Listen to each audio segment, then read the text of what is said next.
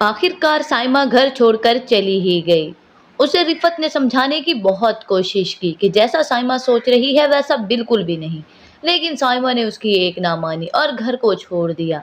हया की खुशी का कोई ठिकाना नहीं है। अब तो उसे मौका मिल गया है कि वो जरार के सामने रिफत को बदनाम कर दे।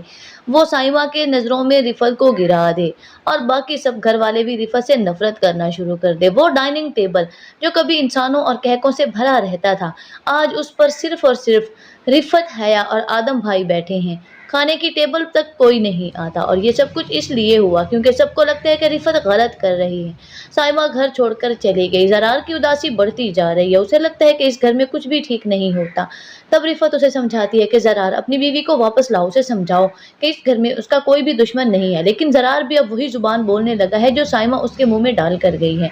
साइमा के लगाई हुई आग और हया की लगाई हुई आग के बाद जरार भी अब अपनी बड़ी भाभी, जिसको वो हमेशा माँ समझता था, उससे नफरत करने लगा है। उसे लगता है कि उसके घर के उजाड़ने के पीछे उसकी भाभी रिफत का हाथ है।